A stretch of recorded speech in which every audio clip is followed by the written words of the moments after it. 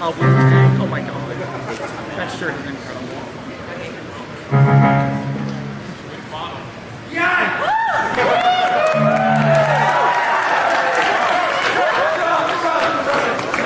No!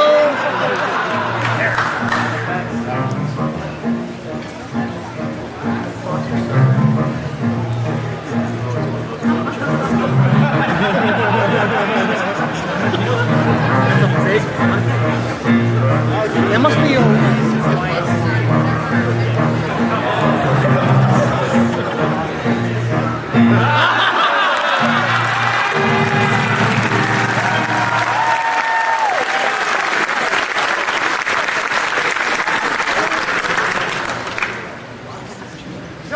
They told me I could only have one glass.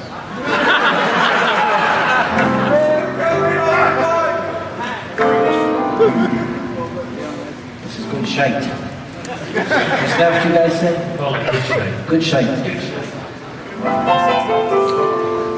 This is Fox the Boy.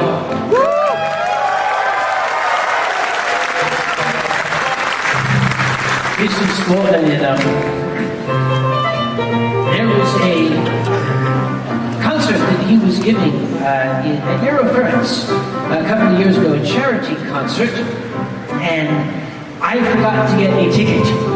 And the Germans are very efficient. If you don't have a ticket, you don't get in. So I was heartbroken, but I thought, wait a minute, Fox had given me a present. It was a little gag gift. It was a Tamers but with this red long wig behind it. It's like instant Scott. So I put it on, and I went in the back and very loudly shouted, "You can't keep me out on family! Don't you recognize me on Fox the Boy's dog? You don't know where you open great power tweezers!" And I went up, "Oh, don't get no taking on family, damn you! On Fox the Boy's dog!" There's this fellow in the front where I said, "You ain't the seat on Fox the Boy's dog! Who the hell are you?" He sort of said, "I'm Fox the Boy's dog!"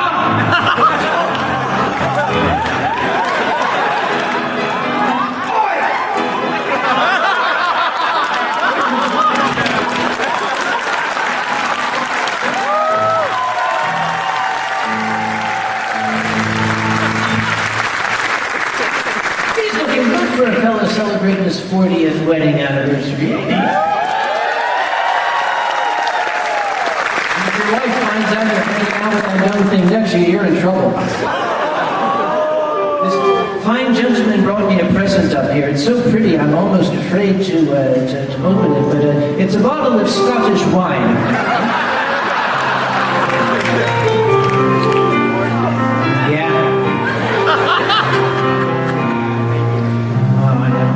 Papers here and stuff.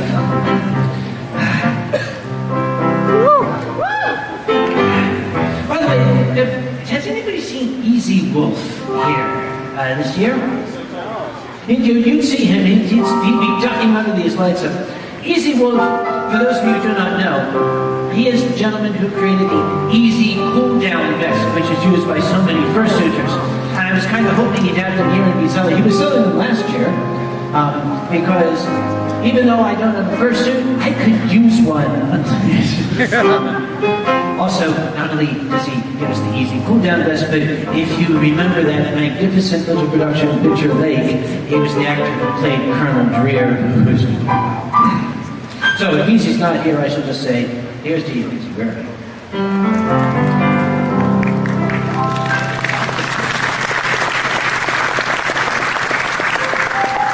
I'm Uncle Kage, by the way.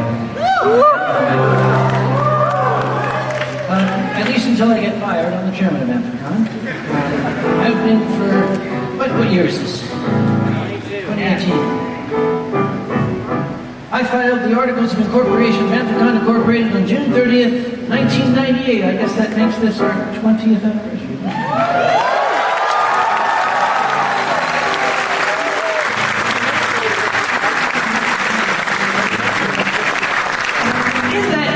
Lots of things have happened. Oh, many things have happened.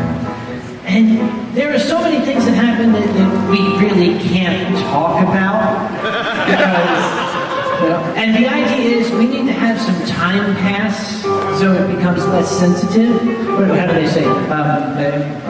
Comedy plus time, or sorry, tragedy plus time equals comedy. I'm going to need another 20 years for some of these. Incidentally, we're also joined up here by our silent but incredibly talented partner, Mrs. Vic, one of the sign language interpreting professionals who is here to help out those of us who might need to have a little bit of assistance understanding when I say things like phantom labulous exclamations.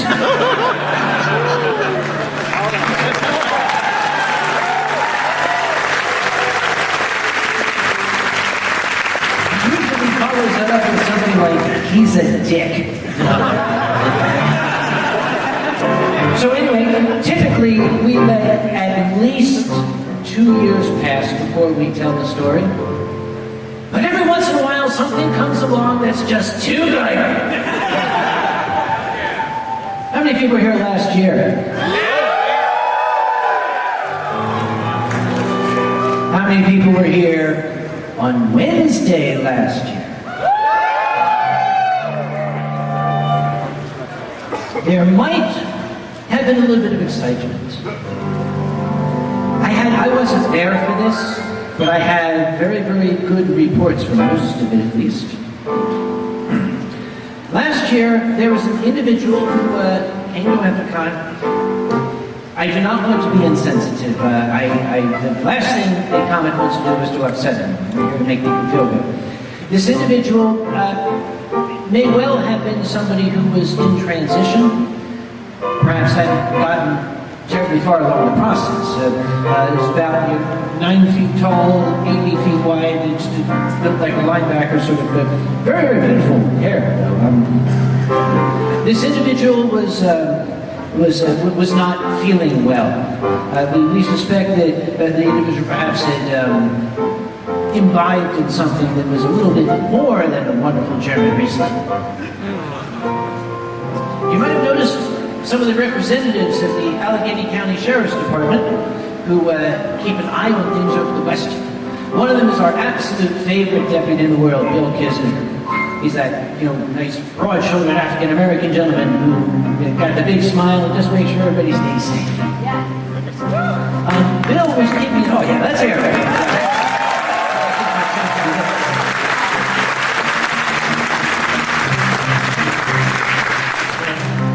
Bill was sort of watching this, I will say lady, please forgive me, that's the best I can do, this lady from a distance, and started to think, maybe it's time I inquire. So he went up, and he, in his sensitive and gentle ways, he went up and said, I beg your pardon, miss, you seem to be very upset. Is there something I can do to help you? And her response involved a very, very unkind thing about Bill's African heritage.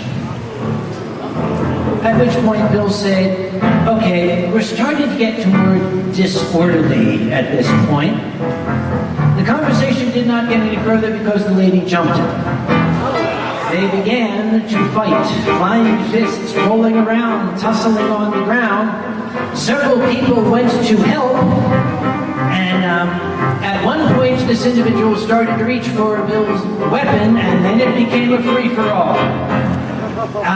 Somewhere in this was overheard a voice saying, so that's what pepper spray smells like.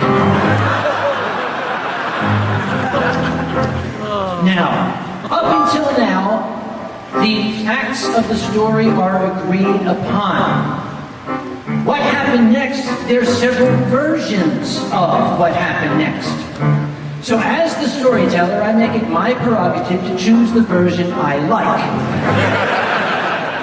While this, Tasmanian devil dust cloud of flying fists and punches and screaming and pepper spray was going on, one of my security guys ran up to help, and the individual's artificial breasts flew out and landed.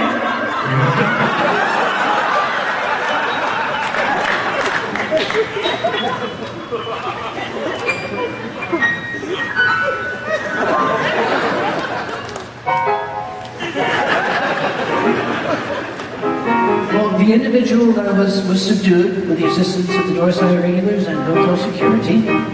Officer Kisner took care of what needed to be taken care of. They took the individual downstairs to a nice, comfortable transport to a private room.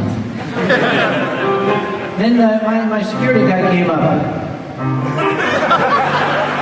Bill, what am I supposed to do with these jibbly jobblies here? And Bill said, I don't know, put them in the lost and found.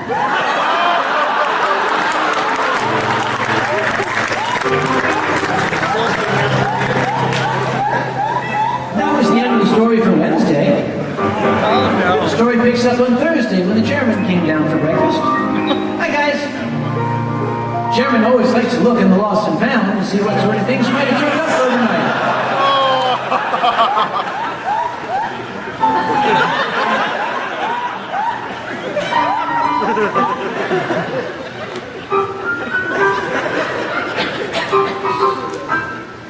Excuse me. Duty sergeant picked up from his paper and said, yes. I said, what's that in my lost and found? And he said, oh, that's a pair of jibbly jobbies. I said, really? Why exactly are they here? And why do they smell of pepper spray?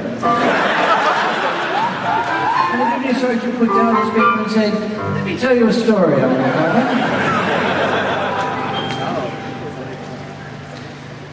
Well, this remained along with a purse that had not been claimed, which, well, we thought probably had something to do with it, in Anthrocon's Lost and Found for more than a month. And I really didn't want to keep it.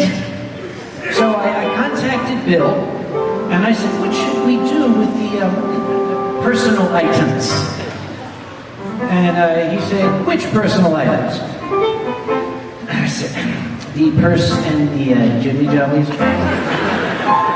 He said, oh, just send them to me. Unless you want to keep them. They look good in here. I said, yeah,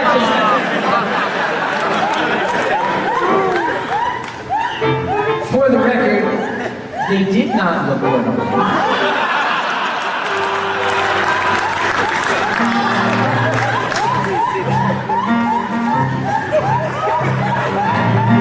So I went through the purse and I put the jibbly jobblies into it and I enclosed a letter. See, you had to go through the purse because you're shipping it through the mail. There are some things that you cannot put in the mail. And I wrote this very official letter, my Anthrocon letterhead. Dear Deputy Kisner, pursuant to our email conversation, I'm sending you the purse that was left unclaimed in Anthrocon's Lost and Found. It was necessary to remove certain items which have been discarded to comply with U.S. Postal Service regulations. Those items are as follows. I have also placed on the purse a plastic bag containing the items referred to in my previous email to you as the jibbly jobbies, which we have reason to believe are also related to the aforementioned incident. I sent them to Bill. About 3 weeks later, I called him. And I said, what became of the jibbly jobbies? He said, they look good on me. That's not true. I made that last part up. That was for comedic effect. Bill has been watching over us since 2006. I think. Wow. That's so, yeah, things happen at conventions that cause chairmen sometimes to do this. These are called the chairman fingers. We go various places. You know, Sven is down here, Cheetah. His tend to go like this on the side. I see him do this. My dear departed friend Takaza, his used to go right across the eyes like that. Every chairman has his chairman fingers. A number of years ago, I was invited to attend a luncheon at BronyCon, which was in Baltimore at the time.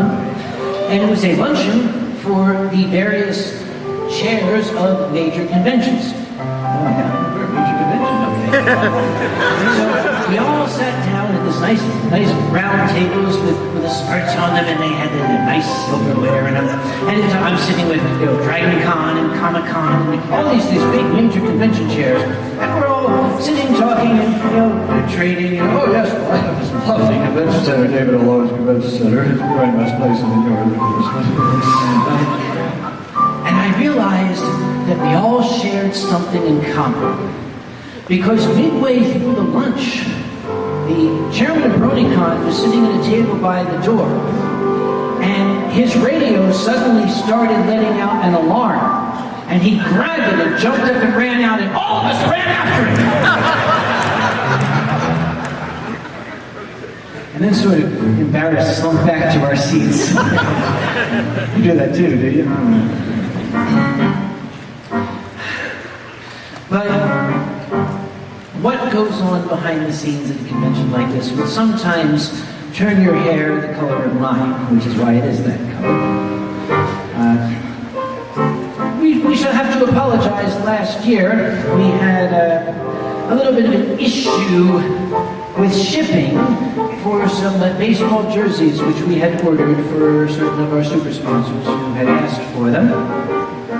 They were being imported from, let's just say, a foreign country.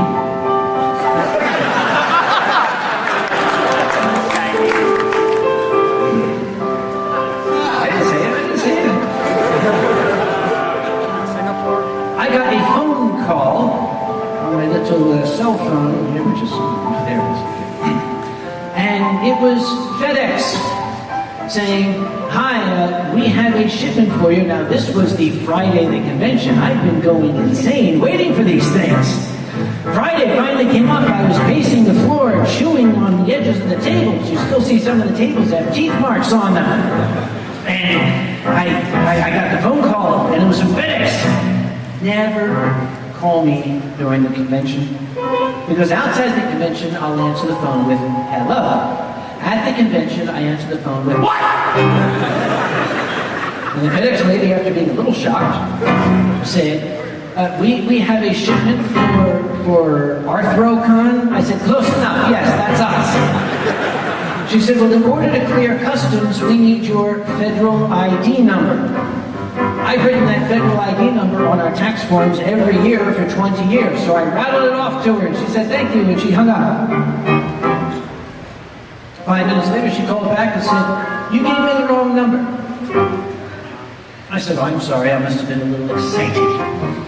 Here is our federal ID number. And I rattled it off to her, and she said, well, that's the one you gave me. That's not your federal ID number. And that feeling started. The one like you swallowed a cat, and you know that one?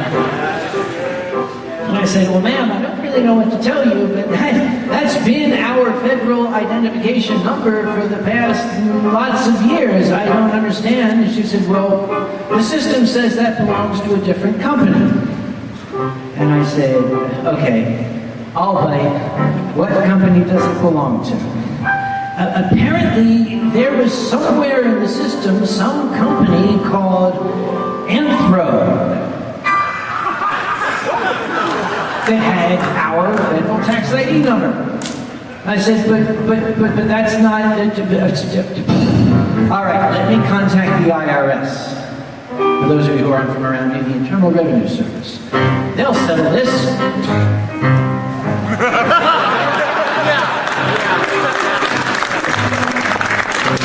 So I called them up. You ever call the IRS? Welcome to the Internal Revenue Service. Your call is important to us. Due to unusually high call volume, your wait time may exceed 43 days.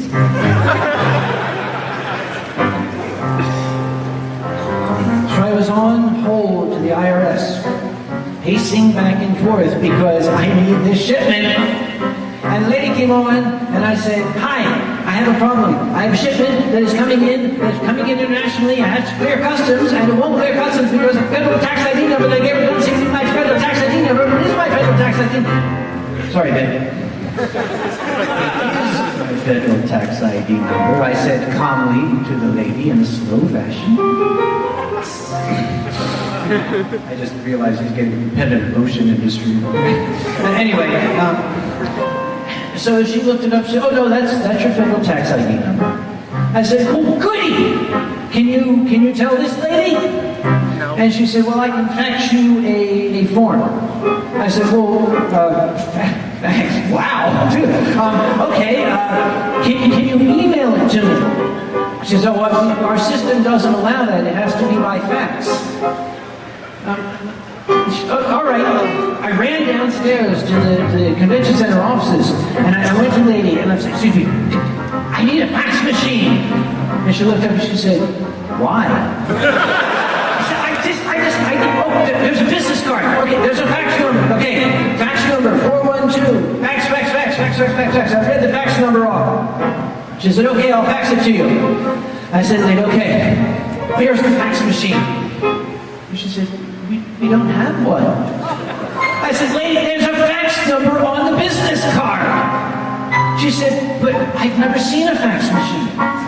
I said, "God, now, it's good to be old, because I know the sound. Somewhere in the distance, I heard this little scream, this little ring." I said, "What's that?" She said, "I don't know, I've never heard." "Yes, I know, just follow me." It's coming from this direction. All right, hang on. It's quieter over here. Wait, shh, everybody quiet. No, there was a cubicle, obviously disused, with all these boxes piled in it. I started shoving the boxes aside, and there's this dusty old fax machine, and the lights are glowing for the first time in 30 years. And people's coming here, and am I viewers? "Hi, this is the IRS. This is this asshole's tax ID number. Leave it alone. The admission and thank you. Love the IRS." "Great, thank you very much."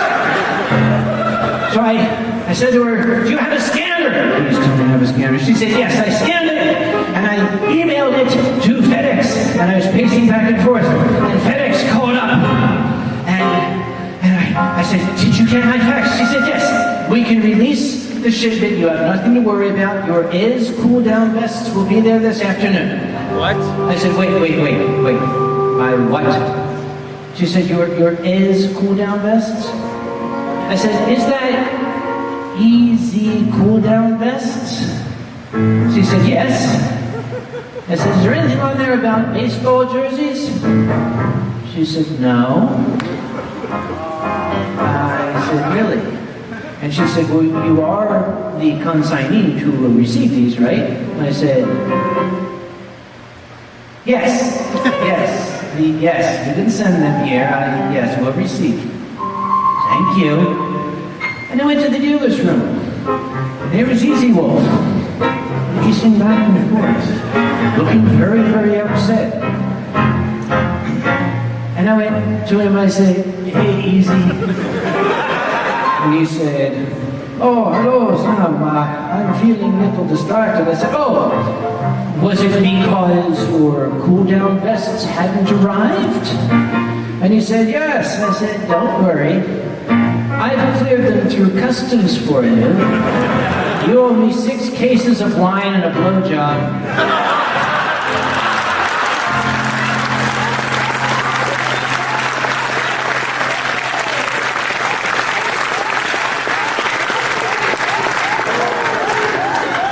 I would like to state for the record that to date I have not received my 6 cases of wine.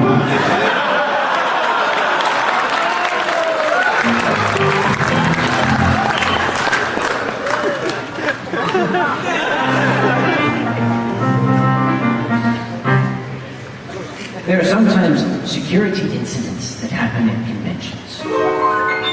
I've already told you about one. There was a security concern at another convention I was attending, and I heard this from one of their safety people.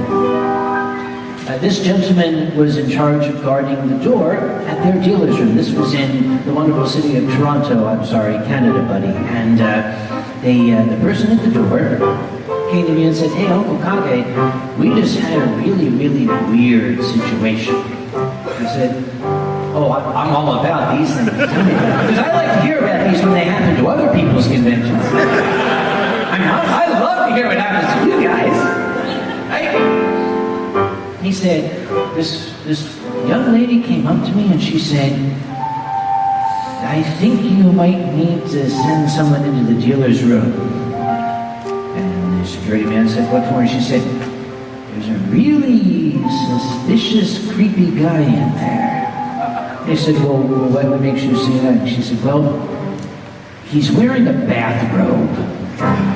And the security guy said, well, okay, maybe he just came from the pool. Like, can you be a little more specific? What is bothering you about him? And she said, well, he's just really, really creepy. And the security guy said, well, can you define, you're not narrowing it down a lot. This is a furry convention. Could you give us a little more detail? And what exactly is so creepy? And she said, well, you ever seen the Addams Family? I said, yeah. She said, you know Uncle Fester? He said, so you've seen Uncle Fester in a bathrobe in the dealer's room? I said, yeah. So he pulled out his phone and he flipped through and he said, is this the guy? He said, yeah, that's him. He said, well, don't worry, miss. That's not a bathrobe, that's a lab coat.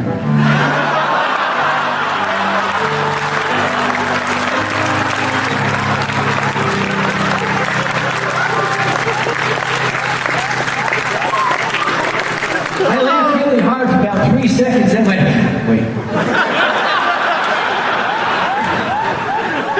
Do I need to get myself like a light bulb I can put in my mouth and lights up?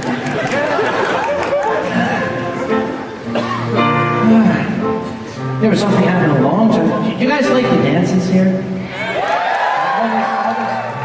What do you call them? AV stings, lights, and guys, show them some AV stuff that I'm paying for here.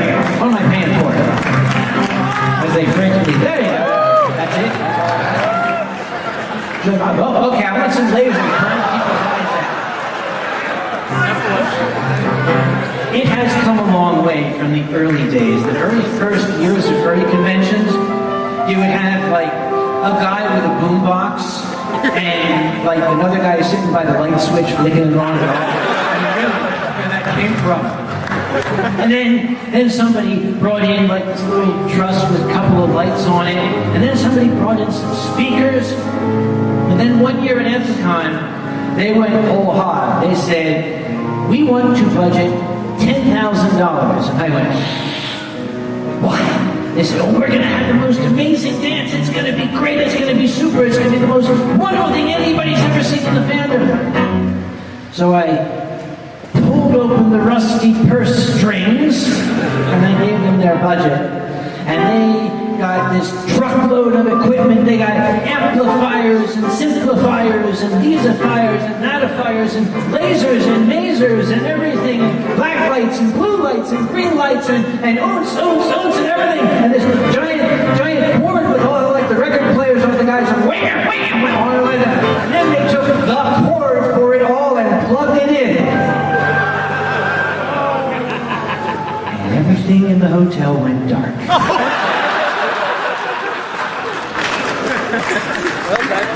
There is, I believe, a Scottish saying, the best laid plans of mice and men go all to shit, or something like that.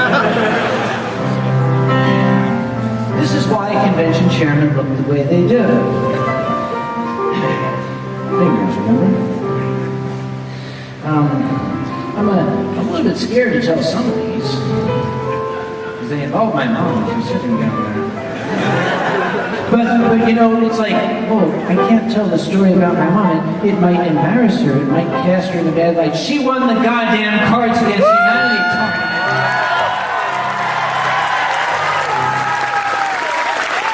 I'm going to say what I want, you old witch. Right? Oh, Dashcam in second. You lost to a little old lady.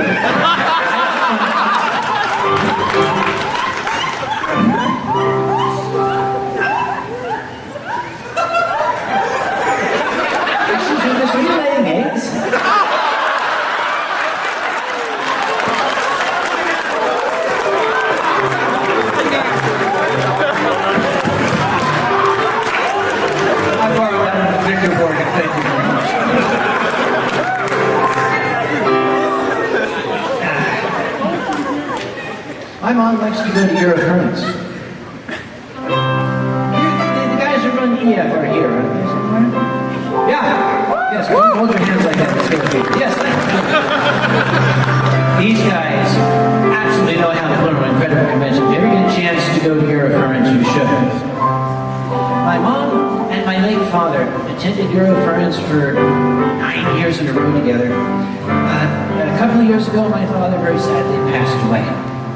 And it left the entire family heartbroken. The very, very first Eurofurence that my mom went to without the company of my father, I was very worried about her. Because, well, they'd been together for nearly 60 years. And I thought, will she still be able to enjoy herself with us, make her sad? And on one of the days, I think it was Saturday of Eurofurence, she came up, she had a little wheelie scooter that the Germans get for her. Hers has a Mercedes-Benz logo on it, that's 45 miles an hour, goes into Germany. She came up to me and she said, could you come up to my hotel room tonight at 8 o'clock? Sure, of course I will. I thought maybe, I'd help her take her, necklace off or something, or I don't know. Poor, frail, dainty little old lady must need my help with something. So that night at the appointed hour, I rode up in the lift, that's called the lift over there, and I stepped out, and the first thing I heard was the oons, oons, oons, oons, oons. And I looked down, and the hallway was filled with fog, and there were lasers coming into the room, and that wheelie scooter was parked in front. And I went in, and there's all these fursuits with the glow sticks and the oons and everything, and Mom is in there with like 9 of these, and one of these, I'll tell you, all right, Mom. And I was like, well, I don't like music that loud. So I stayed for maybe half an hour, and I thought, okay, I don't think she really needs me here. So I got up and I took my leave. Fog machine, God, give it. And then all the lasers behind me. And I went, my ears were ringing, and I thought, wow. And I was going down the hall, and I got to the lift. The doors opened, and there were 2 Eurofurence security men there. Now, as much as I admire the Dorsai regulars, they don't have anything like EF security. EF security has a phenomenon known as Dari. Dari is 85 feet high. He had served for a while in the German military. I believe they called him a Panzergrenadier. His job in the German military was that if one of the tanks were to get bogged down in the mud, Dari would go and just take it out and take it to the garage. Dari was one of them, and the other one was even bigger. And they're standing there. Look out, they glared at me, they looked down the hall. They looked at each other. Yeah, he's it. It's fire. I thought, oh, she's in trouble now. So I just got in the lift and took off, and I went to bed. The next day, I saw her sitting quietly at breakfast. And I went up and I said, so, I saw EF security heading to your room last night. She said, oh yeah, they stayed about 2 hours.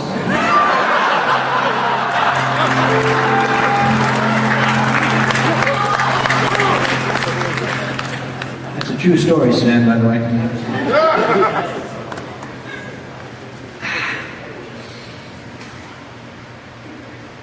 This is hereditary, by the way. Ronnie, you out there? If Ronnie's out there, he can back me up on it. Anybody who says that my story, there you are. Anybody who says my stories aren't true can talk to him.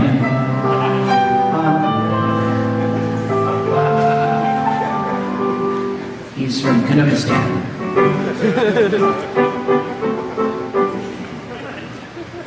Ronnie was visiting, and we realized that in the city of Raleigh, North Carolina, where I'm currently living, they were having a wine festival. And we thought it would be fun to take my mom to the wine festival. Because, well, reasons. So we went. It was a very, very warm day.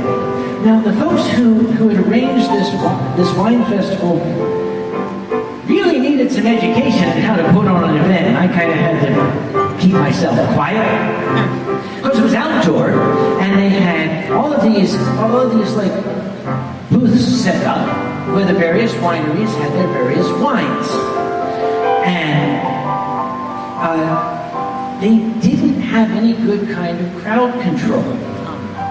So you would stand in a huge, long line in any given booth. There'd be 50, 60 people ahead, and the sommelier at the front is busy with 2 people going through every wine. Now this one here is delicate and fruity with overtones of road tar and dog ball, you see? Now this one here is a little bit drier in that you can actually erase a blackboard with it. Have you tried just a little bit of this one? And the rest of the people in line were just waiting. And I started to worry. The poor, frail, dainty little old lady will probably start to get tired, and it was warm, and I didn't want her to be uncomfortable. So I said to Ronnie, you wait here with Mom, I'm going to go find a chair for her. And I turned around to find a chair. I didn't see a chair.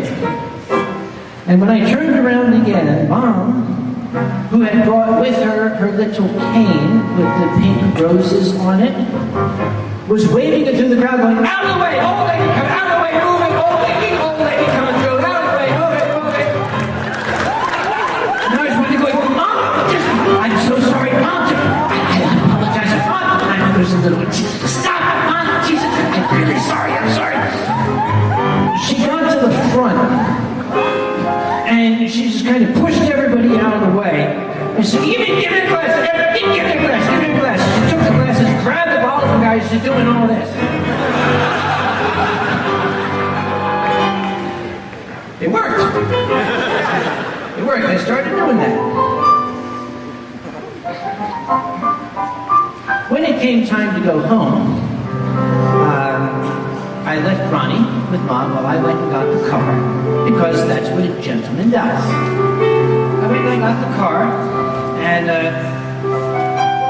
when I went back, apparently I'd taken enough time that Mom had noticed that there was one of these kiosks there that would sell whole glasses of wine. And, well, I went, and she had 2 whole glasses of wine, one in each hand. And I pulled the car up, and Ronnie opened the door for her, and she started to get in. I said, whoa, wait a minute.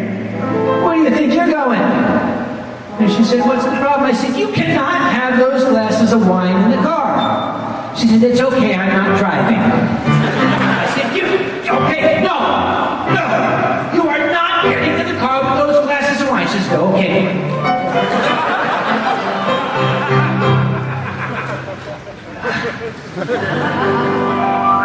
I would, but it's going to be a long evening for me. I got a piece of myself.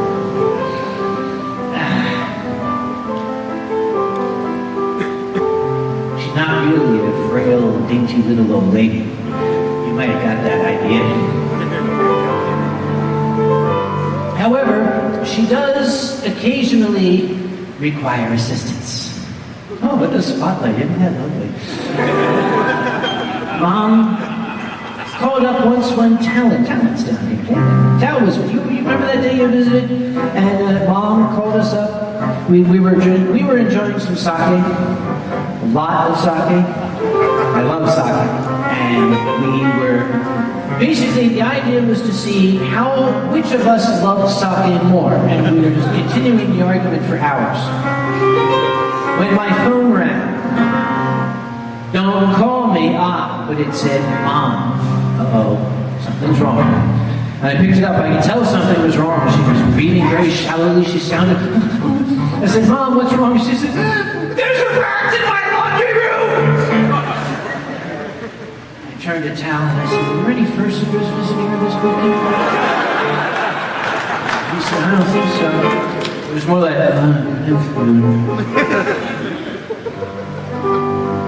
So I said, all right, Mom, just hang tight. Don't let it get away. We'll come help. I used to work with wildlife when I was younger. I still had the gloves I use for birds of prey. Those big, heavy gloves. So I got those out. Talon and I made a beeline down to her place. Very drunken bee. We somehow managed to get there after stopping at only 4 other neighbors' places. Keep going, that's great. That's the flight of the stumblebee.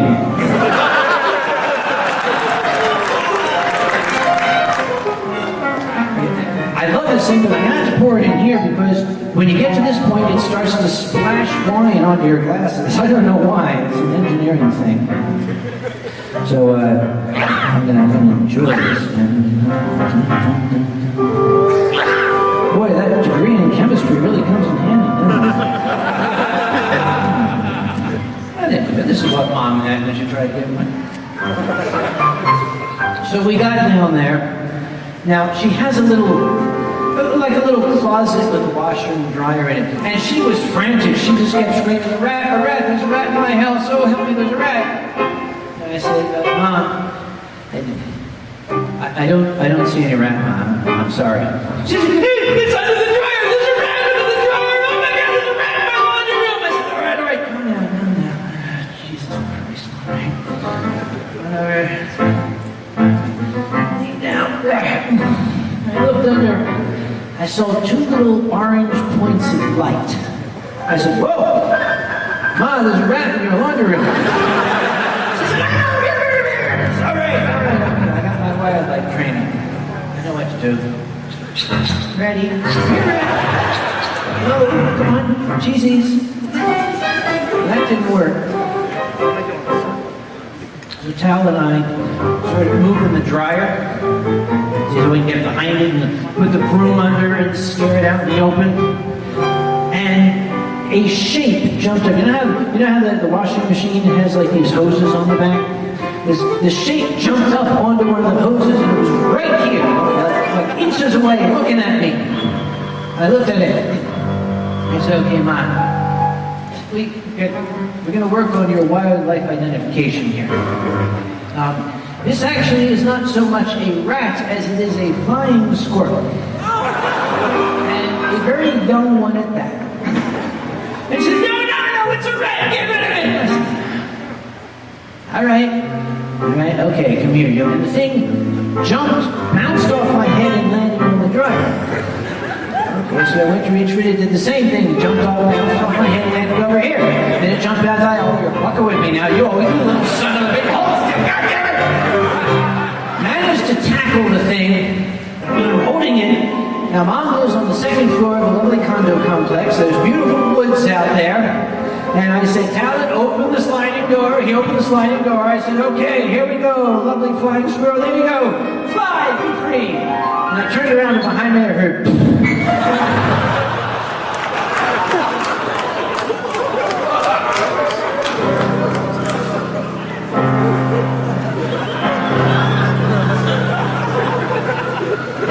Mom said, is it gone? I said, yeah. I did some research. Apparently a flying squirrel has a certain minimum takeoff altitude that it...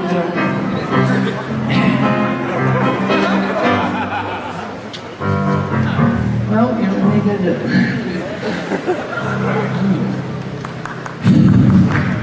Well, we didn't find a body the next day, so it either got up and flew away or a fox got it. By the way, somebody wins.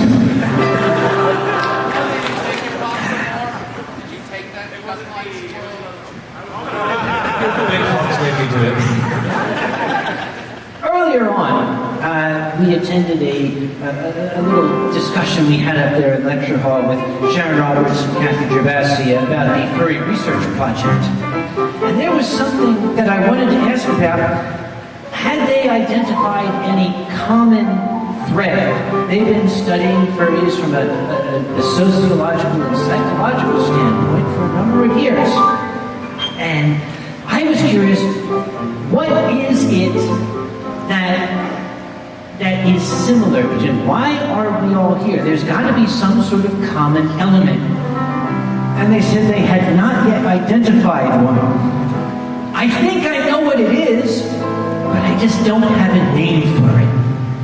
Let me illustrate. About 15 years ago, I was visiting a good friend in the frozen wasteland of Minnesota or Chicago or something like that. He goes by the name Kyle Gold now, wonderful guy.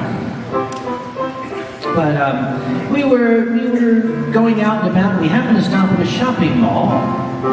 And it was interesting to us because apparently the local school had a writing and art assignment.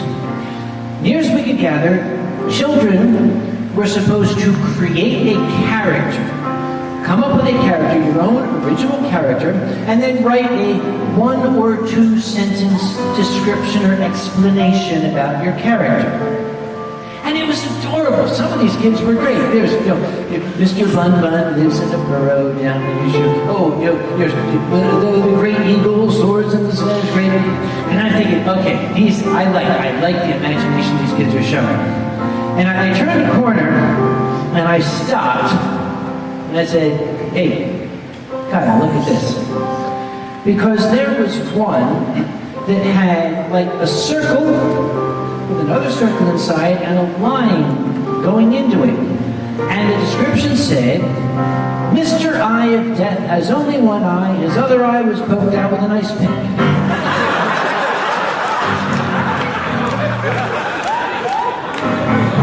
And next to it, there was another one, had this sort of amorphous, green, vaguely humanoid shape that said, Snot Man is a depressed, middle-aged guy who lives with his mom. It does not take a genius to conclude that these two fellas didn't sit next to each other in the class, that the teacher was smart. And we looked, this is grade 4. And we both agreed, okay, these are furries. You see what I mean? You can't put your finger on it, but damn it, those are furries. We just know it. Hi, Ben. How you doing? This must be really weird if I'm talking to him and he's talking back. I'm not going to make him say dirty things like I did last year, as funny as it was.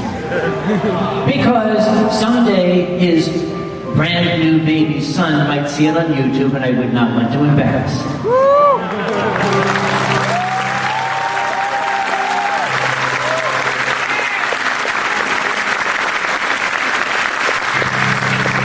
Although I am curious as to what he did when I said, Mr. Eye of Death has only one eye, his other eye was poked out with an ice pick. That's just precious. I know I make a little list of the stuff up here to kind of remind me of things to talk about. And maybe I went too fast because I think I got everything here. Just about everything. But with one exception, every once in a while I look at a story and I say, nah, that story is too dumb or too boring. The one here is, it just says, the Dashcam.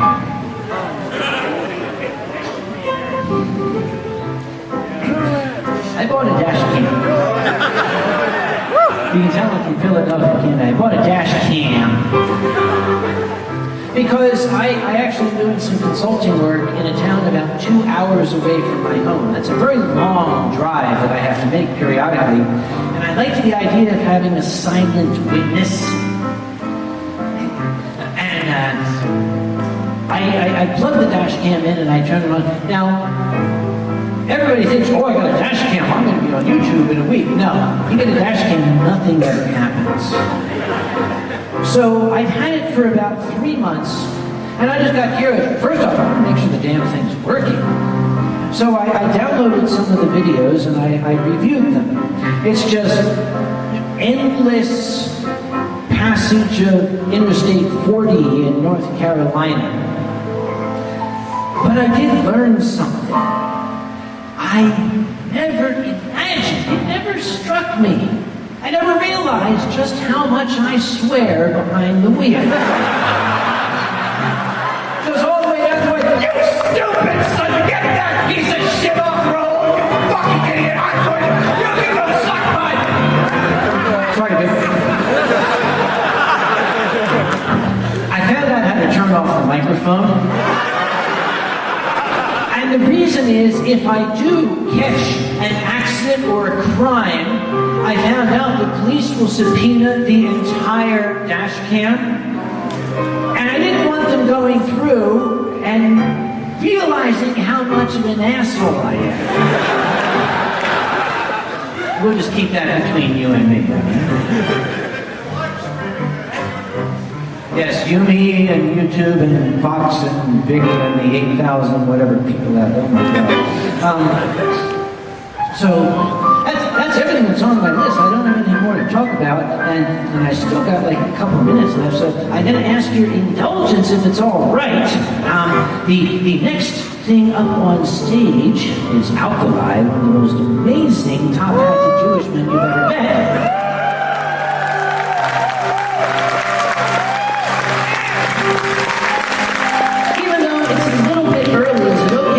Started early and just bring up here and get that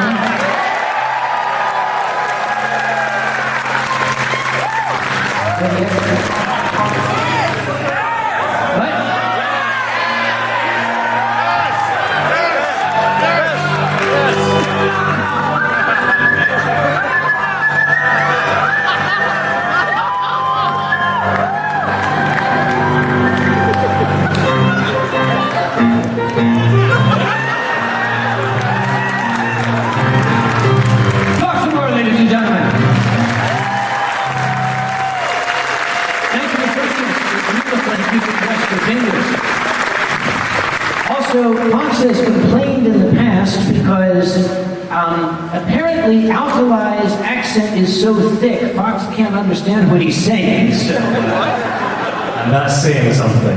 Yeah. Bunch of hedge clippers.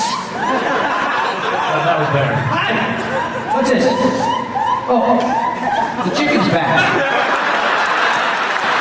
Either that or there's a car alarm going on. So you're close. That's my car alarm going off. So I think we need to stall. You ended early. I'm getting robbed. Xander the Blue! Ladies and gentlemen, the first head of the three-headed monster! It is my pleasure to introduce you to Xander the Blue!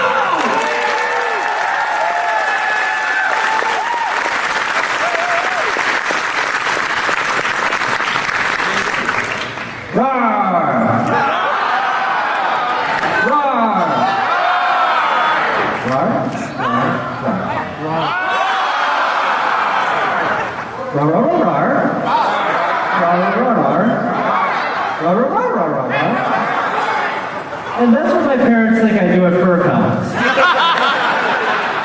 Ladies and gentlemen, I'm Xander the Blue. Alkali will be out here very soon, but he wanted me to be up here for a few minutes. Is that cool? Okay, good. This is the biggest room I've ever played. I've been doing stand-up for a long time, so I put on my most expensive suit. I like fursuiting a lot. I am not comfortable, though, when someone wants a picture of me holding their baby. Now, listen.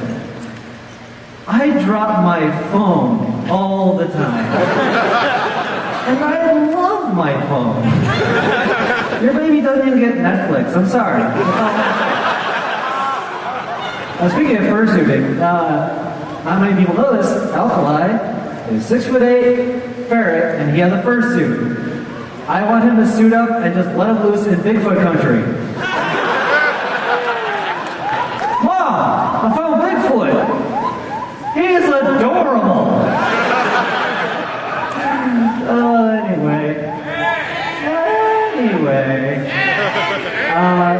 So, what the hell did I mean by that?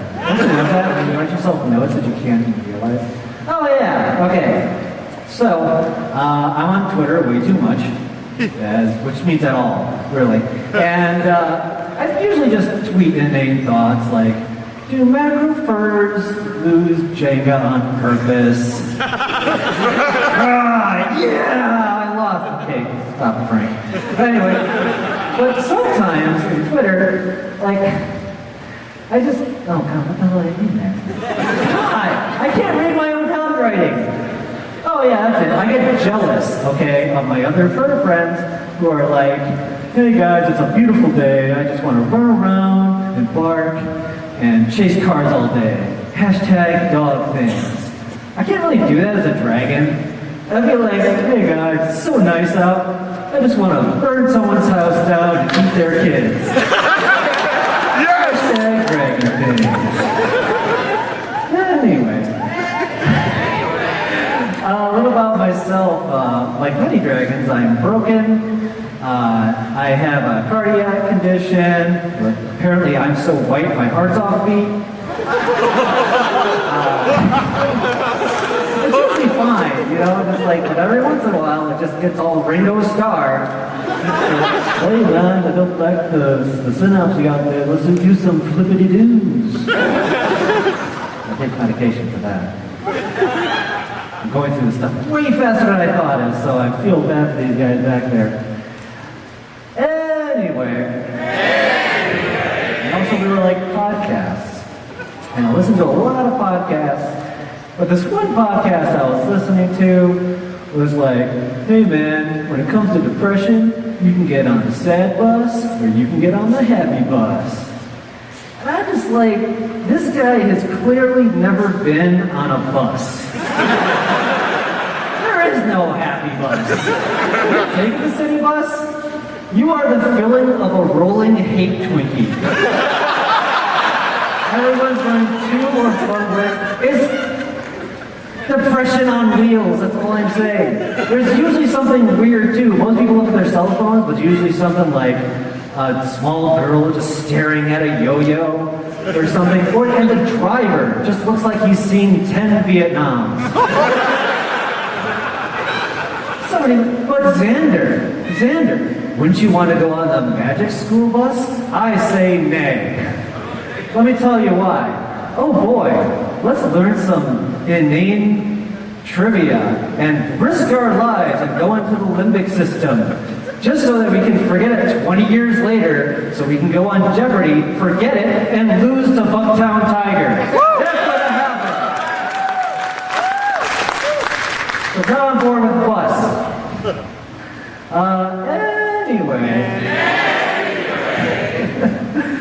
Did you guys have a good 4th of July? Yes. I did. I always enjoy the 4th of July. I love the 4th of July because it does the two things that America does best. Eating and blowing shit up. I'm surprised by now we haven't invented the exploding pizza. Boom pizza. It's like a drone for your mouth. We asked an ISIS member what he thought, and it's official. All 500 pieces of them love Boom Pizza. Anyway, I watch a lot of YouTube clips and stuff, and I was watching parkour, which is French for concussion. And it's cool and everything, but leave it to the French to perfect the art of retreat. Pierre, it would be cool if you run away and just did a backflip. It would give the cigarette trail in your mouth a little je ne sais quoi.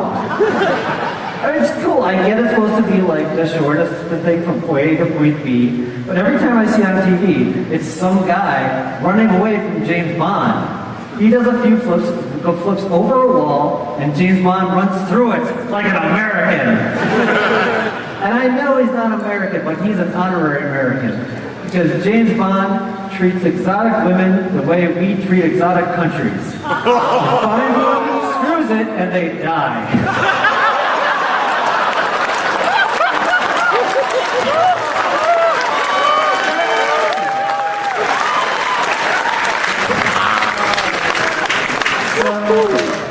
I'm not going to keep, I went through myself way faster than I thought, and I'm not going to keep that much more of your time. But I have one more story for you guys, and I know it's July, but I just wanted to tell you guys a Christmas story. Now, a long time ago, my mom bought me a Furby. And if you don't know what Furby is for some reason, it looks like Gizmo fucked a Tribble, and that Tribble didn't stop drinking. That's what Furby looks like. And if you don't know, it's motion activated, and it just goes, and it doesn't shut up. It has no off switch. You have to stick it into solitary confinement. So we played it for a few hours, got sick of it, and we buried it deep in the closet, just waiting to go off, which sounds like me in high school. So, fast forward a few years. My parents are sound asleep. It's Christmas Eve. I'm getting kind of nostalgic, because, I'm at my parents' place for Christmas the next day. And I'm like, hey, let's go check out some yearbooks in the closet. I walk up to the closet.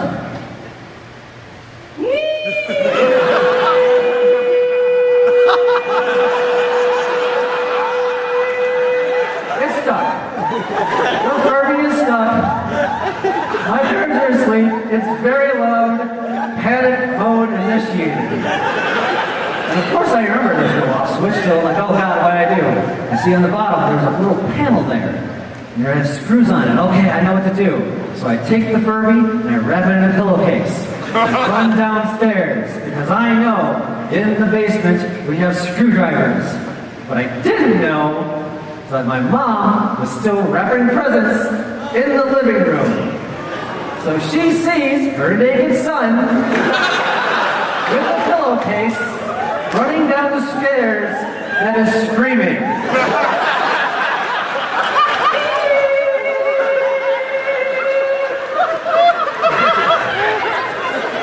Well, it'll take many years of therapy. But I have a Furby to kill. I get the basement, the Furby's still screaming. I find the screwdriver and I start going at the Furby. But the screws are disintegrating as I'm trying to unscrew it and they're just stripping out. Panic mode reinitiated. I try everything on this panel. I'm trying the Kali Ma. I'm trying the 5-point palm exploding heart technique. I have a screwdriver. I start stabbing the Furby with the screwdriver.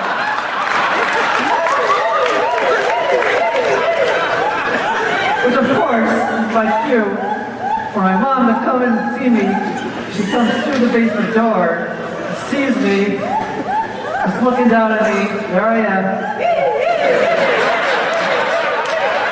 I'm naked. I just look up to her and go, you did this to me! That's all I got, guys. That's a lot.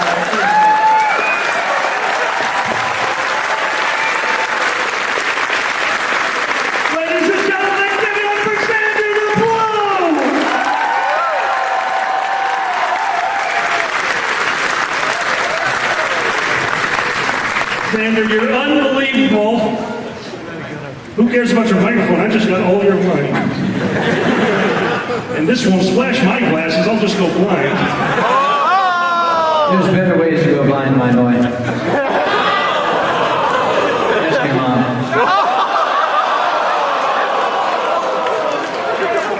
Why? Your mom There's so told... much hair on your palms. Jesus.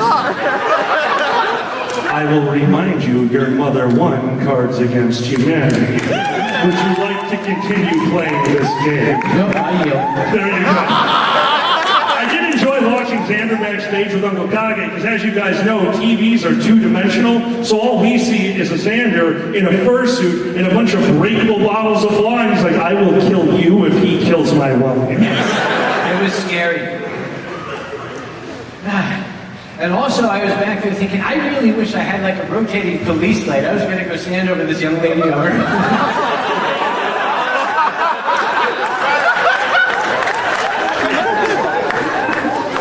Can we make a recording of that and give it to Anthrocon security?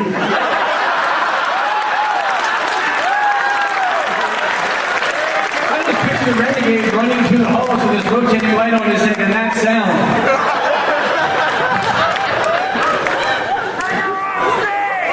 So many bad things. Oh, incidentally, Lucy Badger is down here. Just question: is anything that we're saying actionable? Great. I mean, thank you. You don't know this. He was fact-checking you during your set. Fact checking me? I've been trying to lose weight. You're not allowed to make fat jokes with me on the stage. It's leaning in this direction. Oh, it is. Okay. So what kind of facts was he checking? My facts are always true. My stories are 105% true, damn it. You know, the worst part is you're right. We were checking everything he was saying and found proof. You actually did sign the article. He found the article in minutes. In minutes. He's like, yeah, I found the articles of Anthrocon and a brief history on Uncle. Yeah. It's actually signed Uncle Kage. Yes!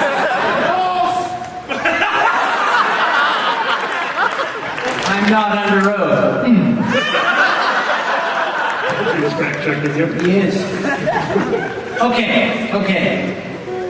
If you ever visit this guy's house, prepare to it's a visit to Bedlam. The weirdest shit happens in his house. I've been to lots of people's houses. His house is not normal. His family is not normal.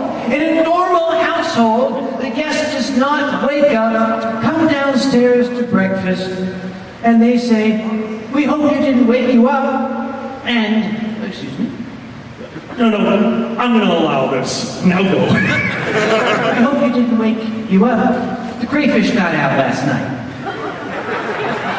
What? Then the crayfish got out. And Boozy said, "I was awakened by my wife throwing me bodily out of bed and flipping the mattress upside down, and the crayfish got out."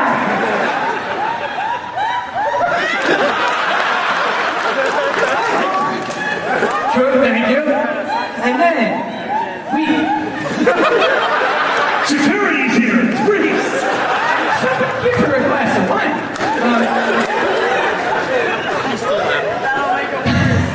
You're adorable. Is Fox and War still here? We kind of need to sample this. This could be your next CD.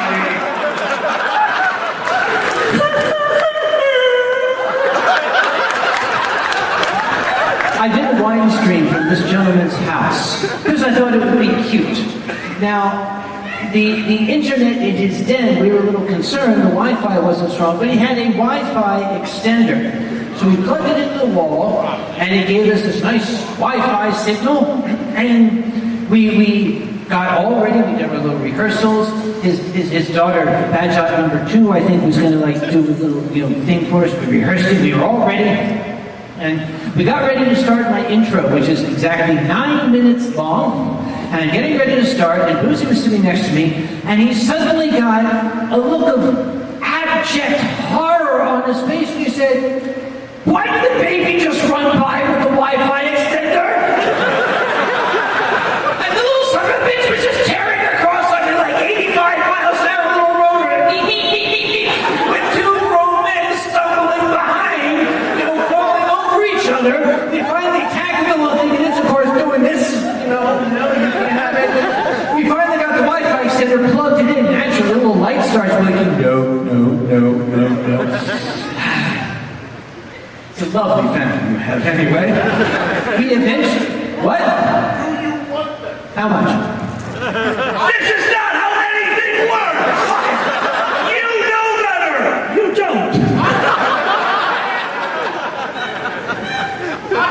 It's terrifying sometimes between the two of you. I have had both of these gentlemen stay with me for a short period of time. This one found out that apparently my house is made of nothing but creaking. It's one giant creek. And my bed was under the biggest one. Okay, so that's not quite true. Your bed was directly under mine. That wasn't a creek. That was gas.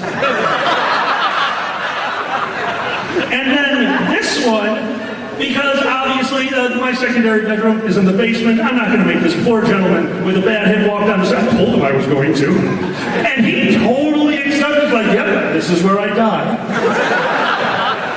So much respect there. I invited him, like, why don't you stay upstairs? We'll stay downstairs. Bear in mind, the vent between the 2 rooms is a straight shot. He goes, what does that mean? That means we can hear everything. And he looked at me, and he smiled, and said, well, I think I'm about to write your set list for the next time you do stand-up. It's a con chair thing. I have to go take care of a little tiny detail. I want to keep these people warmed up. I'll be back hopefully very soon. Excuse me, ladies and gentlemen. Con chair things are scary. Here's what you need to understand about a con chair thing. Let's try this. Who out there has a badge? You better all raise your hands. There's somebody sitting there like, oh wait, I heard the cops a moment ago. Because they have a very recognizable siren now. How many of you have been down to the dealer's den and spent some of your hard-earned money on the wonderful things produced by the Furry family? How many of you went through registration and have literature about this precise event and about the Furry fandom? How many people do? This is a cult! That is how a cult works! We snuck it in there, but it's okay. It's okay because I had Netflix. And Netflix has just turned into Cult Documentaries 101. And I love cult documentaries because I realize the furry fandom is different than every cult for one reason. If you watch these cults on documentaries, at some point they are all sitting around a table and they mean well. They mean so well. Like, oh, we got together a group of people who are outcasts, who need this community. And now we're all together, but there's a dick out there. What should we do? And sooner or later, somebody goes, kill him. We don't do that. We just tweet shit at you. This is a really chill cult. This is a cult I want to be a part of. I'm watching this documentary, this Sannyasins. It's called Wild Wild Country. It was amazing. It was mind-blowing. And at one point, these people are like, I think this is about a good cult. This might be a good cult. They're sitting around the table like, we need to win this election. What should we do? Maybe a mailing campaign? Could we buy some commercial time? And then somebody said, why don't we give the whole town salmonella so that only we can vote? And they said, that way. I don't think furries would do that because that's a two-step plan and we have Twitter on our phones. It's way easier to just go, right? Poop emoji. Send. 4,000 retweets. Cult. The problem with that is, I love to think that, but we're not cult type people. We don't need the cult. We've already got us. We've got this wonderful community. What we need is entertainment. That's all we need in our lives, and that's what this is all about. In the dealer's den, I was walking through, and I saw some amazing things down there. Some amazing ways to entertain yourself. But in my home, we have a way to entertain ourselves. Because for our anniversary, I bought Tumbles the Stair Dragon, a VR machine. You need to understand something about how VR works. First, you clear out a large area. Guess what step he did not do? I walked into my living room where I have a table scarily similar to this one. He is facing away from the TV screaming, die, die, die, and there are empty glasses shattered all over the room. Like, what happened? He said, World War II. Then he shot me. Because that's something you can do in VR. If you sit next to someone in VR, you're going to the hospital. But it's hysterical. There is a scary, I don't know what it's called, let's just call it Shooty McScare Me. And this is a wonderful, you use wands. And they feel like guns. Until you throw one at your TV. It didn't break the TV. It broke the sound bar, which I didn't know, and I'm not that accurate when I throw stuff. I can't hit the broadside bar, yet I can destroy sound with stupidity. That's why I'm a furry.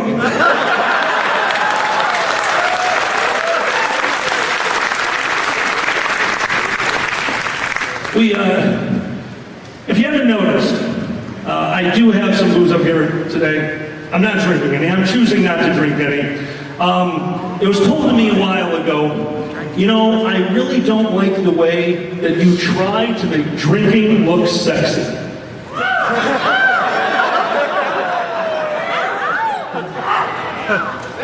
I make drinking look like alcoholic Santa Claus minus the beard and joy.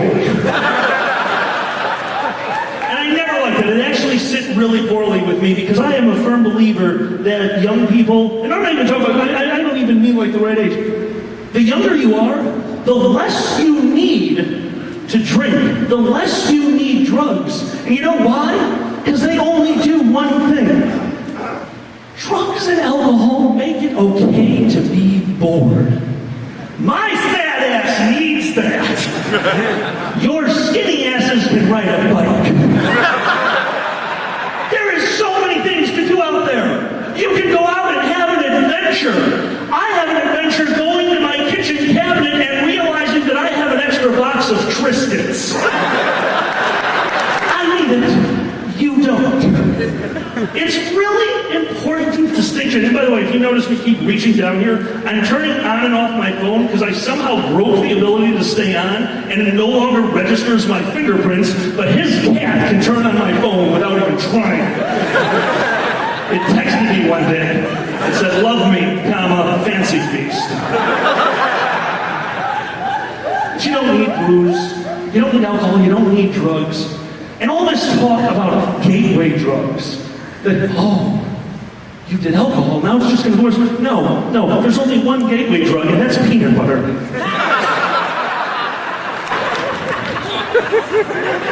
Peanut butter. Did you know you can melt peanut butter? That's all you need! Guys, it doesn't matter if all my comedy sucks. You can melt peanut butter. All of you just gained 10 pounds. Peanut butter is a butter. You can melt it. You can turn it into a liquid. It is a liquid. You can put it in anything. Shakes. Ice cream. You can put it on ice cream. People. Xander wasn't awake. It was chunky. I left the room before he woke up. And from the other room I heard, fuck, I shit the bed. You can melt peanut butter. You can just do that in your home. It takes 2 ingredients. Peanut butter and time. Because if you hold it long enough, it also melts. I fell asleep with peanut butter in my hand. We don't talk about that. But that is a gateway drug. Do you know why? Because Nutella exists. Yes! You all know! Every one of you knows, because you know what? Sam's Club sells them 2 for 1. And guess what you can do with Nutella? But here's the difference, and this is why I call it a gateway drug. Because pizza leads to hot dogs, leads to Portillo's, leads to Chicago gang violence. You see how this goes? It's a slippery slope. It is a slippery slope. Peanut butter has a point. Peanut butter sandwich. Most food has a point. Nutella, you just put on stuff to make it bad for you, but slightly orgasmic. That's all Nutella is. You can put it on anything. You want to know how I know that? I dumped some on a turkey once. It was the greatest Thanksgiving ever. So the next year, we deep fried that turkey and stuffed it with Nutella stuffing. People cried. They were diabetic, but they cried. They cried because we live in America and healthcare is scary. Yes, Buddha. Thank you.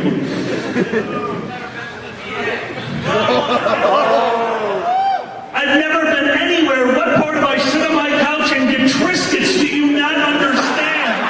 I'm not a super active person. I'm not running a marathon. I'm not doing a 4K. You know what my 4K is? Krispy Kreme. And I'm too lazy to finish the joke.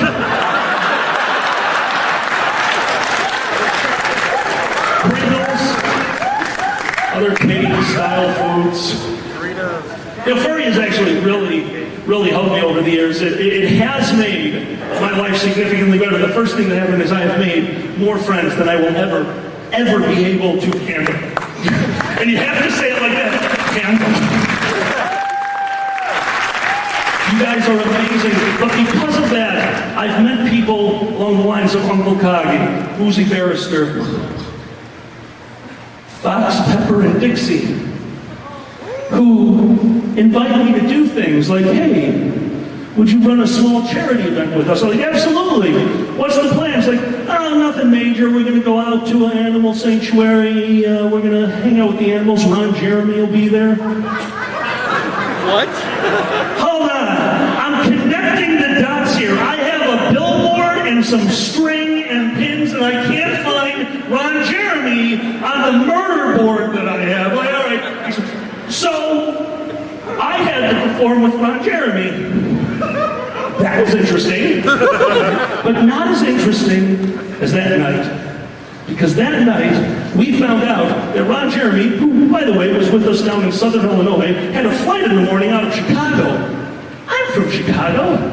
Do you guys need some help? I'm like, yeah. Would you take Ron Jeremy to the airport? And I said, no. Because I don't know. I don't have an answer. I don't have a reason. It just seemed like the right... No. Well, it happened anyway. And there we are, sitting outside my house, a small fire. Ron Jeremy, asleep in my garage, who has ransacked my kitchen and found a tub of cheese balls. And those were my cheese balls. I covered them in Nutella. Because you can melt that shit. And now it's frozen. I look over into my garage, and Ron Jeremy is sitting in a camp chair, falling asleep with my cheese balls, and just drops them. Xander helped me back. We're fine. Well, I walked in there, I grabbed a broom. I mean, stuff happens. It doesn't matter. And that's when I looked up and realized Ron Jeremy is holding a snow shovel in my garage, helping me pick up cheese balls. I'm like, this is my life.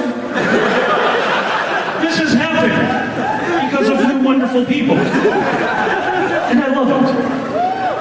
And Xander got to experience a little bit of that because a little while later, we're all sitting out around the fire, and Xander bursts out of the house and says this exact line.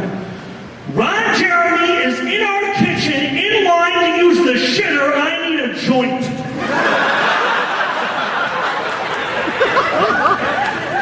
Fox looked up, and my mate said, next year, it'll be even better. And Xander said, I'm out.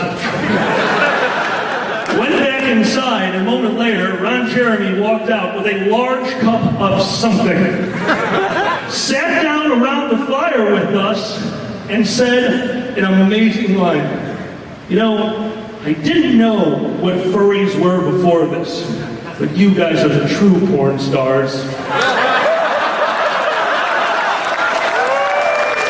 I take it as a compliment. I mean, if anyone would know, you gotta assume it's Ron Jeremy. It's wonderful that I get to do stuff like this. I have a huge problem with relaxing. I'm not good at it. When I sit down, I want to be doing something. I don't actually like sitting down and watching TV too often, but every once in a while, I will find something that holds my interest, and lately that has been city skylines. Oh. Yes. I am a god. Do you guys know what Sim City is? Yes. City Skylines, for those of you who don't know, was a bunch of people who got sick of the Maxis franchise and said, why don't we do this the way we've always wanted it? And they nailed it. It's perfect. Kind of. Because it becomes perfect once you get mods. Oh, all my buildings can be the Taj Mahal? Oh, my roads are made of Nutella? These cheese balls need some broccoli. The mod I found for City Skylines was my favorite thing of all time. Because I was having a lot of problems. City Skylines is a beautiful game, for those who don't know. You build a city. You are the manager. You build a city down to these incredible minute details. I am a very detail-oriented person. This game is my crack. but I couldn't get my city past 75,000 people because traffic, I think they went outside, looked at Chicago and said, Dad, we're just gonna sit still and shoot each other. I'm watching it, you actually have to watch parts of the game to figure out what's going on. I'm sitting there, I'm watching cops zipping around in these subdivisions, going absolutely nowhere. I'm like, oh, I just think the AI is bad. So I look it up online, lo and behold, huge complaint. There's a mod. There's a mod to fix all of it. It makes traffic smart. But down in the bottom of the mod is a checkbox. And it says reckless drivers. And I read the description. Turning on reckless drivers means that one out of every so many cars that pops, that's when the car enters into the game or the vehicle, will just be a shitty driver. I wanted to see that so bad. So I put it up to 10%. My city burned down in 2 minutes. I immediately called the mayor of Chicago like, I have data you need to see. We're in a lot of trouble. I downloaded this mod and I started working on my city. There's so much you have to do. And one of the things you have to do, and I was having a lot of problems with this, is generations. I built the city so fast that everyone living in it was from the same generation. And then in this great show of mortality, everyone died at the same time. I was playing the game, I was earning income from taxes, and then death. So I immediately built crematoriums. I'm not talking about 2 or 3, I just clicked on a road and went, burned them. God, it's really fun. Well, I destroyed my traffic. Not because I'm trying to help town, but because by making this many crematoriums, where every house had a dead person, they were just like, send the fleet! And hundreds of hearses flooded my town. And all I could think is, I want to live here, because this is sick. I needed to figure out traffic patterns, so I picked a hearse. I clicked on the hearse, I wanted to see where it was going, and what I found was magical. It's a realistic game, but you can't be perfectly realistic. If you try to build a game where a house is 1-to-1, one person living in the house, you're going to run into a lot of problems. That's why there are city planners. So sometimes they cheat, and they did with hearses. Because I watched the hearse drive up to the first house, normal speed on the game. The mortician got out of the hearse, and they get a coffin and put it into the back, and go to the next house. Are they making a delivery? Is that the butcher? It didn't do this once. It went to 5 different houses, and that's when I started noticing that coffin never went in. I'm pretty sure they're taking the bodies out of the bone, like 1, 2, 3. Ooh, we missed. Little Timmy is standing outside. Oh God, what happened to Grandma? And his dad's like, I don't know, but you better get the Vaseline. She's number 5. And Ted next door was theft. So I'm watching these horses just picking up dead people, and I'm loving it. And I'm trying to figure out my traffic. So I'm watching this hearse, I'm watching it, and it goes back to the crematorium. When a hearse in city skylines reaches the crematorium, it depops and then repops 10%. Oh no! It peeled out of the crematorium and went onto the lawn, did donuts, and then rejoined my highway system. While I was driving on the highway, I was watching cars swerving to get out of the way. They were just crashing into everything and anything. It got into my city proper, downtown. Nice shots, I really liked it. It's on the sidewalk. My sidewalks were raised. It went up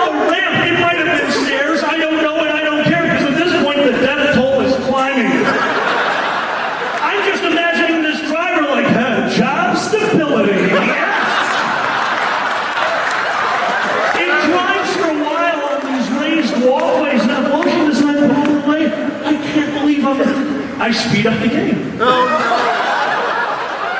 I want to see this play out. So now the game is moving at full speed. This thing is going. All full speed means is it's just taking out clips. So it's just skipping. I am watching this guy pull up the houses and skipping all the clips so people get out of the car and get the body. I'm pretty sure they're just backing into somebody's living room like, whoa, we gotta go! The death toll is climbing, it's up on the sidewalks, it's glowing back to the crematorium, and finally, as it's driving to the crematorium, it doesn't slap, slams into the crematorium, which bursts into flames. And all I can think of is that man needs a raise. That is the most efficient mortuary I have ever seen.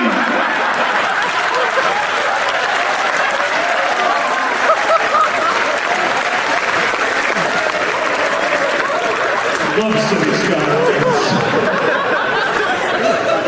But there is a downside to the game. All of you gamers out there would know this one. Because that night, when I found that, I played that game all night. I have a job. So I went in, sat down at my desk, and the first thing they said to me was, it's Wednesday, there wasn't a Furcon this week. No, I'm just tired. Like, oh, she's supposed to tell it? No.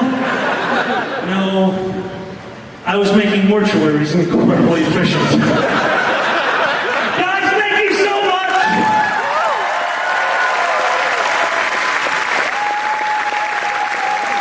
Let's bring my good friend Uncle Kage back out. Guys, give it up for Uncle Kage! You want to know what that text message was? What was that? That was operations saying, we need you to report in right away. And I went all the way out there and I said, what's the problem? They said, why aren't you answering your radio?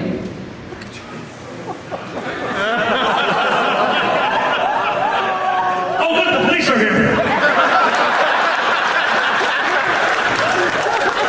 I also want to say, I didn't even notice this until just now.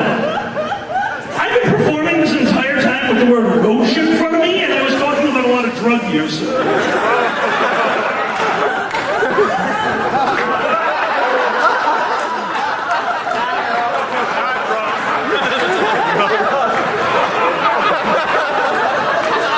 Well, I'm reading it backwards, so it says Tan. No, you're not even reading. No, you're not. Oh, actually, you're Jewish. It says Hoch. España está de ver escuchando de Hochi. I will hit you with a yarmulke so hard. Hey, they are aerodynamic. Don't mess with us. That's where the stories of flying saucers came from. It was a Jewish celebration. Dude, we don't celebrate like that. We've got nitrous in those things. How was your 4th of July? My 4th of July, when was that? You were drunk. Oh, that was just the other There you day, go. wasn't it? Yeah. I went down to the river. Well, that sounds like I'm starting a sermon. I went down to the river. I can do this. And being a kind chairman, looking at he didn't go down to the river. He was on the road above it. He was over the river. What was the very first thing you noticed? Oh, yes! The very first thing I noticed was that fursuiter down at the water's edge, right here, and I'm looking at the Alkali. I'm holding it, said, don't fall in, don't fall in, don't fall in, don't fall in, don't fall in. It would be tragic and adorable at the same time. I texted one of my friends, push him. He had not washed his suit. It's an assumption, but I got a 50-50 chance. It was terrifying. The thing is, when we first went down there was some little fireworks going off directly across the river. It's like,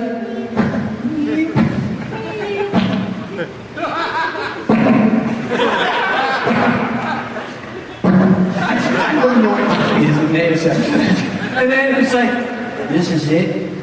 Dude, this gun is it. And then all of a sudden, boom! Dude, that is not exactly how it happened. This gentleman, who was into his cups, saw the start of the Pittsburgh. Yeah, who's in his cups now? Yeah, you're not losing. All right, No. now I can drink. This guy is looking out over the river of Pittsburgh, and every 2 minutes goes, was that a paw print? No, that was a giant circle. Was that a paw print? No. I want it to be paw print. Your mother corrected you, and then a minute later said, no, that one was the paw print. You two are exactly alike, so you need to challenge her next year in Cards Against Humanity. No. No. There's a reason we don't do that. No. Because too many cards have his name on them. Yes. All right. Oh, you want it for charity? I got a price. We'll discuss it next year. I don't come cheap. That's what she said. And that's how Alkali got banned from the con. Yeah. It wasn't inviting your mother to join me for Cards Against Humanity, which, by the way, thank you to all the staff at Anthrocon, because they all knew. And they had tried to give you a radio call to get you into the room so that you could witness it firsthand, but you couldn't, and that's okay. Because Xander and myself have a show called The Dragon Show and a ton of editing equipment. And just so you know, you basically say dirty words for 10 minutes. Happy birthday. Show at a family gatherings. What did Mom do last weekend? I don't know, but it rhymes with hooch. Oh, some of you were there. I showed at Dickie's birthday party.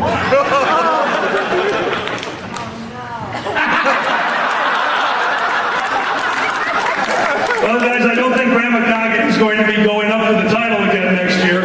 Pretty sure she's coming after me with a machete. And I've seen her wield that cane, so I'm going to die.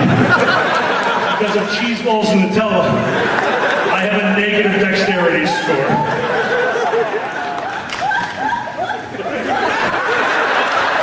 I want to mention the cops every time. I really do. Okay, we actually have a rotating light in ops. I want to go get it and hold it up. Hold on. I just realized this. You've been talking about this rotating light. Yes. Why the hell do you have a rotating light? There's a story. Hold on. Did somebody just yell out Jesus? Has Raptor Jesus done something to you? Which, by the way, earlier today, seeing Raptor Jesus going up and down the elevator repeatedly, just like this.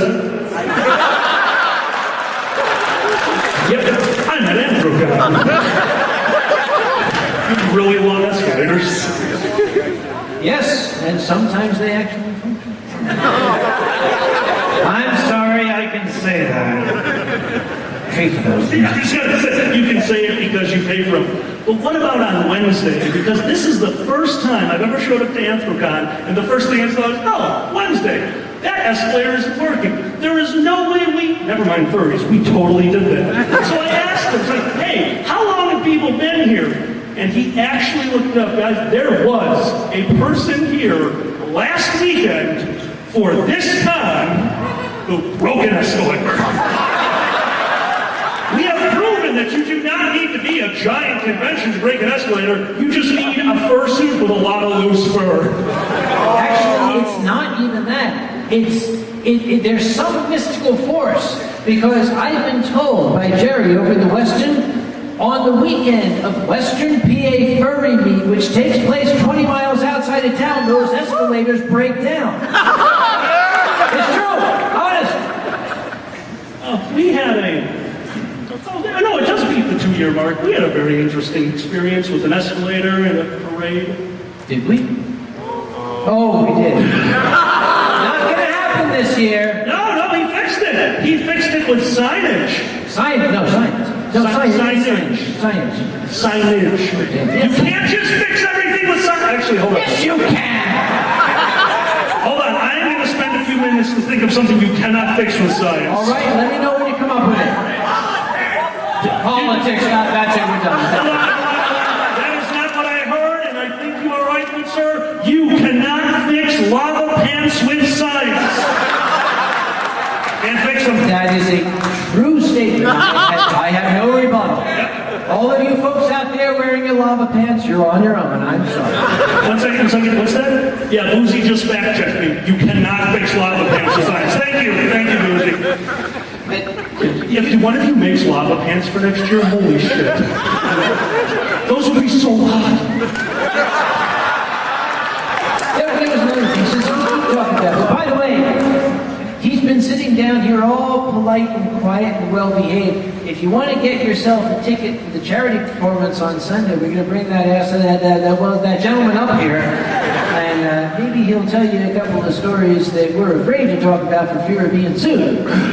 So, it'll be me, it'll be Jen Long, it'll be, what's his name, this guy, and Alkali, that's right, and Boozy. See, okay, this gentleman came to visit me, and that was nice. And he was telling me a story, which is my shtick, and I'm pissed off about it, okay.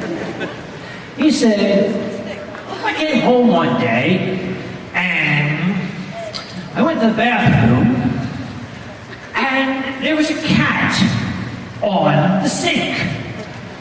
And this cat looked up at me, and she went, meh. And then she turned and rubbed her butt in my face. Downstairs, and I said to my wife, what's that in the bathroom? And she said, well, that's Sheba. She lives with us now. And he said, so I guess I have a cat now. And I said, okay, wait, stop right there. Let's rewind 60 seconds and replace the word cat with hooker and see how that story sounds. It's now called Boozy's Hooker. She's got one eye and is snaggletooth and can't talk right. Yeah, that's about it. Sarah, if you're out there, I think we just figured out your next book. Boozy's Hooker. One man's experience. With pussy. I wasn't going to go there, Alkali. Thank you for keeping this very classy and all that. I'm so glad you're wearing this. I'm not sorry. Oh wait, sorry, not sorry. You're turning Canadian, aren't you? Right up. I do like tomatoes. Oh, see, Boozy, we're all on the same page. What? What? I think somebody actually just yelled sneeze. It's supposed to be a noise. And make the person in front of you very angry. Oh, maybe he's a scriptwriter for cartoons. Hold on, are you It talking? makes sense to me. That's Batman that had all the word bubbles popping. Oh my God, we need that. Biff, pow, zowie. All right, hold on. You guys can make it happen. I'll increase your budget and make it happen.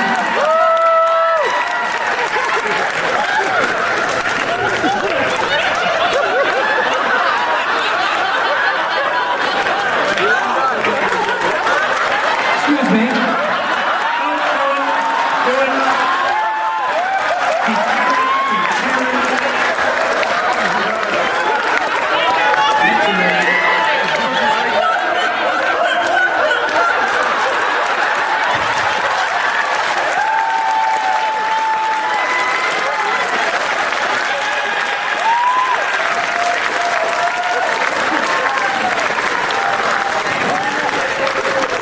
And that's how lights work. Excuse me, when my back was turned, did something just happen? Yeah, there was this whole light thing that you missed. It was really cool. I would like to make a shout out to my stuff crew who picked up on my hint when I said, you know, we have a rotating light, and I saw these black vests charge out of the room. That's because they think they're hearing the cops! It's a full bottle of wine, shut up. Okay.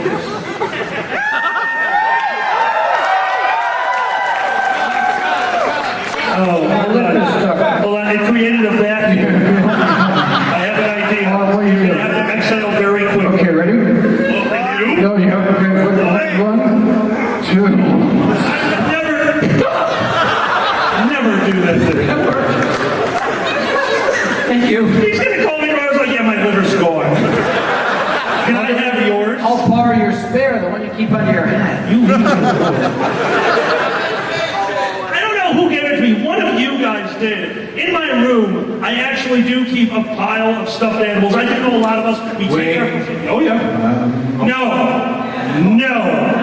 Though, I have a stuffed liver.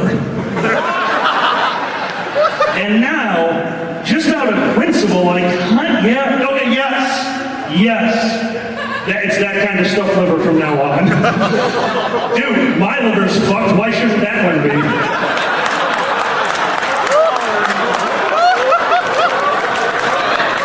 You invited me to your con for the last time. And now I'm going to the river. Your river, you have the most interesting river. Number one, the body count, It amazing. dissolves flesh. It does. Number two, you witnessed something earlier, and I've already got phone calls out to reproduce it. What did you see? Okay, I didn't start drinking until about 8 o'clock this morning.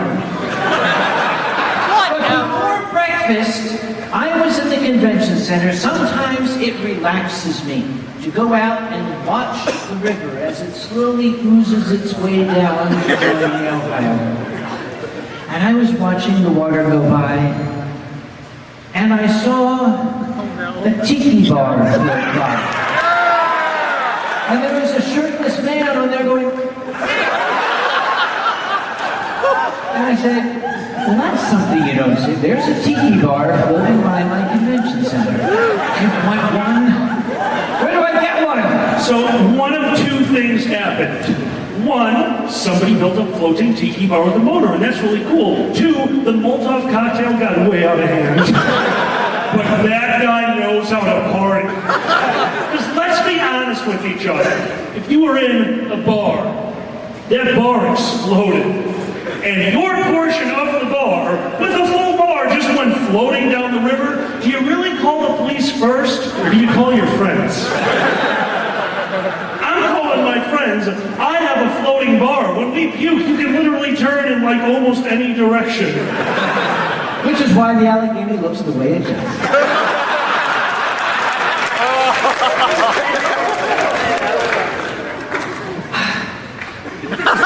Okay, you don't believe me? Look at my goddamn Twitter. There's a tiki bar floating by the convention center.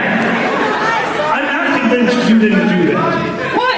You run Anthrocon. You own this city. You called somebody's like, that bar is loud, and they went, like, no, we wanted an invite. And then went floating down the river and went, now we want an invite to that. So, I own the city, don't I? You're pretty good. So I have influence, do I? I think you have a little bit of influence in the city. Maybe I can have my paw print fireworks next year.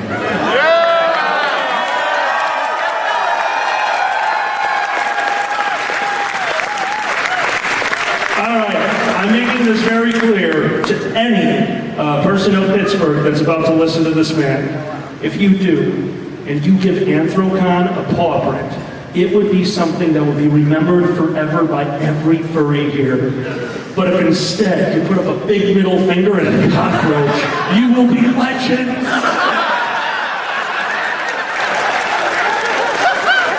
The really tragic part is both of them are about equally plausible at this point.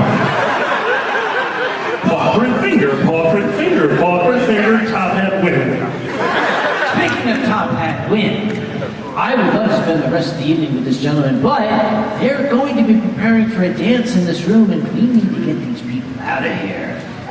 As much as I would love to spend, okay, in other words, as my late grandmother used to say to me before I went to sleep, you need to fuck off, okay?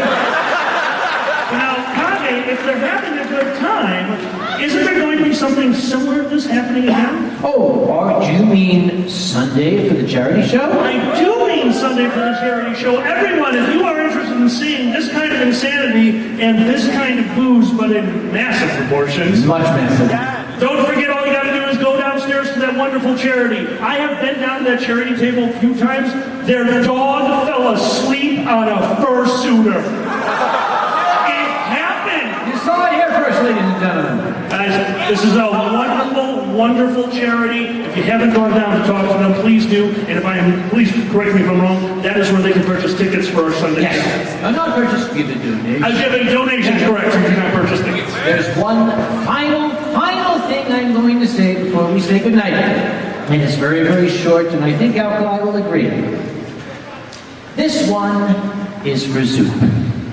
Good night, ladies and gentlemen. This is Alkali. Guys, this is Uncle Kage. Thank you all very much. Now get out of here. We need to turn this room over. Good night.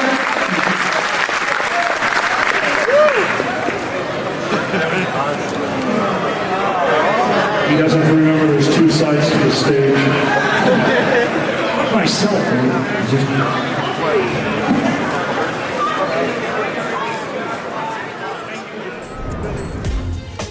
Silver Gatoman, he bought me a coffee. Silver Gatoman, here is the song for thee.